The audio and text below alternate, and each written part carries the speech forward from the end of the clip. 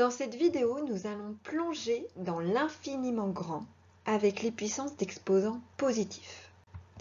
Alors, qu'est-ce que c'est qu'une puissance d'exposant positif? Par définition, en appelant A un nombre relatif quelconque et N un nombre entier supérieur ou égal à 2, le produit de n facteurs tous égaux à n se note A exposant n. Autrement dit, A exposant n, c'est A fois, etc., fois A au nombre de n facteurs. Un tel produit est appelé une puissance de A. Regardons quelques exemples. 2 exposant 5, c'est 2 fois 2 fois 2 fois 2 fois 2, qui est égal à 32. Le facteur 2 apparaît 5 fois au total. Donc on dit que l'écriture décimale de 2 exposant 5 est 32.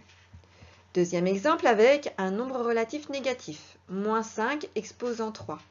Par définition, c'est moins 5 fois moins 5 fois moins 5.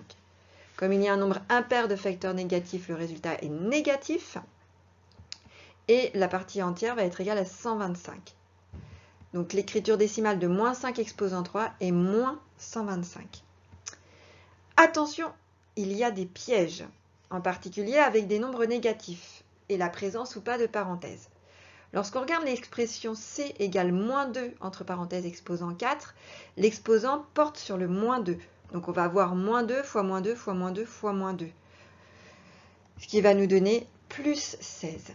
Si au contraire on a D égale moins 2 exposant 4 sans les parenthèses, le 4 porte seulement sur l'exposant 2 et le moins va apparaître une seule fois. Donc ça va nous donner moins 16. Donc dans un cas, le premier, l'écriture décimale est 16. Dans le deuxième, l'écriture décimale est moins 16. Alors il y a des cas particuliers à retenir. En particulier lorsque on a A, un nombre relatif exposant 0, ça nous donnera toujours 1. Le deuxième cas particulier, c'est lorsque le nombre relatif est élevé à l'exposant 1. Ça donnera toujours ce nombre relatif.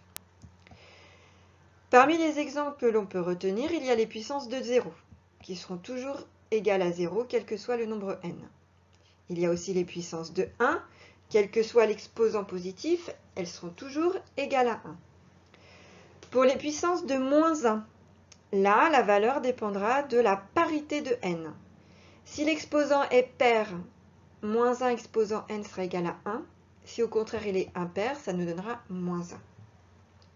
Dernier cas particulier, c'est le cas des puissances de 10. 10 exposant n, par définition, c'est 10 fois 10 fois 10 fois 10, etc. n fois.